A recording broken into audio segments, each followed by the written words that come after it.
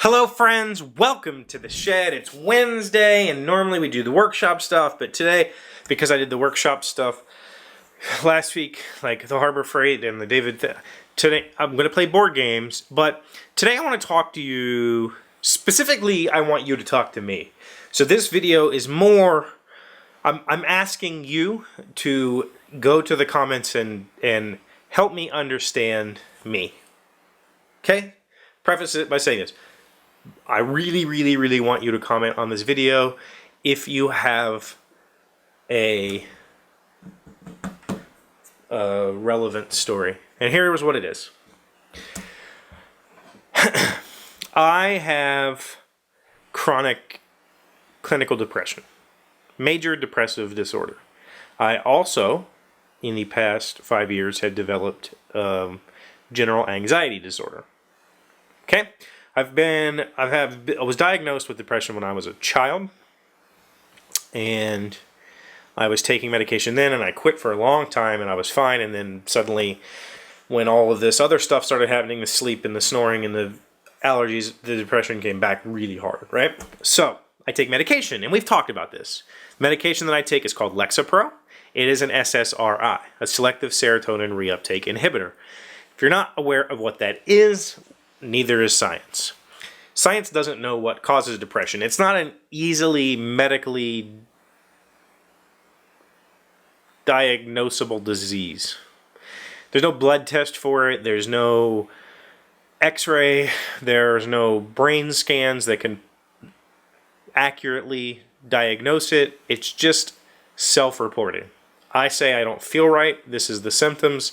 Somebody looks that over and says, you probably have depression. Try this. They give you a serotonin reuptake inhibitor. Okay? Serotonin is a chemical in your brain that we associate with happiness. At least we think that's what it does. We're not positive.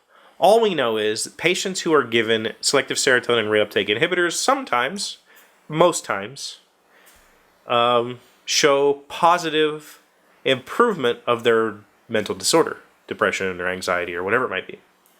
Okay? So the assumption is serotonin makes us feel happy, makes us feel better. So the reuptake inhibitor essentially means that my brain produces serotonin, it goes out in between these synapses, and then it pulls it back. So it's like a constant back and forth. Okay? And so the idea is serotonin's fired off, and then we slow down that reuptake. So it stays in my brain longer before it gets pulled back in and then refire. And that has an effect. Okay? For me, it doesn't really help that much with the depression. It's amazing for my anxiety. Some people, it doesn't help at all. And they actually have the opposite. SSRI, selective serotonin reuptake enhancers. So that pulls the serotonin in quicker, and that helps people. So all we really know is that messing chemically with our brains makes things happen. We don't we don't know. The science does not know. Okay. So what we do know, and what has been self-reported since the beginning of SSRI use, is that it causes some people to experience vivid dreams. And for me, it usually happens in the first week or two of taking the medication, and then that kind of fades. And that's something that is actually really interesting about the drug. For me, though, I never really had it until recently. There was about 3 months ago or so, I forgot to take my medication all weekend. And come Monday, I was feeling really weird. I don't even know how to describe it to somebody who hasn't been on these medications before. It's really bizarre feeling. It's nothing like drugs or alcohol. It's this kind of hollow feeling is the best way I could describe it. I felt really hollow. And then I realized, oh, I haven't taken my medication for, you know, a little over 2 days, 3 days. It was basically 3 days. And so I took it that night. And ever since that day, my dreams have been crazy.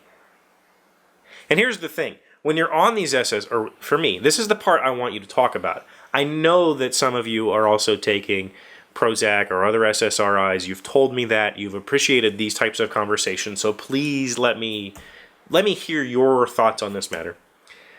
These dreams for me, when I say vivid dreams, I don't mean like you wake up and you think the dream was real. That's not what I mean at all. These dreams are like movies. They're not my life, is what I'm trying to say. They're not a collection of experiences that I've had in my life that have reformulated themselves into some sort of weird narrative where crazy things happen. No, this is more like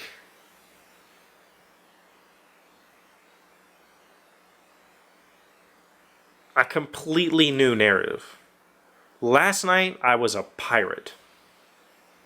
On a pirate ship, running trade routes, negotiating with merchants, collecting silver for my final shipment before the ice cap. I mean, like, what? And I mean, like, extremely vivid in the same way that a normal person has a vivid dream when they wake up and they feel like it was real. This scenery, this landscape, these characters that I experience in these dreams are 100. I mean, they're there. And it's stuff that I've never seen before. Stories that I've never had in my life. People that, you know, typically you say, oh, well, that was this person. No, people that I don't know. It just completely new narratives, new stories. And it's kind of wild. I kind of like it. I mean, maybe I should tell my doctor, but at the same time, I'm kind of enjoying it because I get to wake up and think, man, that dream was like, what the heck? You know, the pirate thing, I haven't watched pirate movies or, I mean, you know, it's like, there's nothing that could have triggered that right now in my life.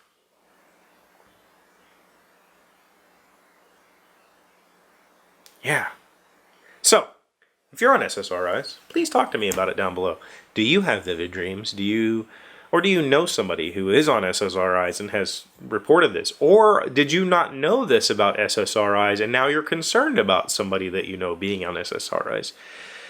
The general medical consensus is that SSRIs provide more benefit than negative. They provide positive emotional therapy. People who are adverse to SSRIs would tell you that they are extremely addictive. That's very true. I will tell you that. And that they mess with parts of our brain that we simply don't understand, and maybe it's not good. Okay? And that was my stance for more than a decade. For 15 years of my life, I felt that way. Until one day, I just decided, you know what? I would rather feel less like myself, but more normal, than to be this person that I don't like being. So, I'm not going to tell you that SSRIs are right or wrong. That's a completely individual decision. And even if especially if it's your child, you should have that conversation with them, not force it upon them. But if you're on SSRIs or you know somebody and these dream things are part of your experience, please share. I'm curious to know what other people's SSRI dreams are like, because, whoo, buddy, these past few months have been crazy. I'm going to go play games now. It's Wednesday. I hope that you find a day throughout the week to play games with your friends or family. If you don't, go to Walmart and buy something silly and play it with your loved one, whoever that might be. Pick a day and just kind of make it a thing. We're going to play this and see what happens. Put the phones away and just go for it. So thank you guys for being here. Don't forget to send in stuff for Friday's episode, Friend Fridays. Anything you want to send me, pictures and stories, and I love sharing all of your cool stuff, especially if you have any woodworking projects. I would love to see those and things for me to share. So thank you guys for being here, liking, commenting, subscribing, and I'll see you tomorrow. Hey, Doc, wait! I want to ask you something. Today's random fact comes from ushistory.org. When was the Pledge of Allegiance written? The Pledge of Allegiance was written in August of 1892 by the socialist minister Francis Bellamy.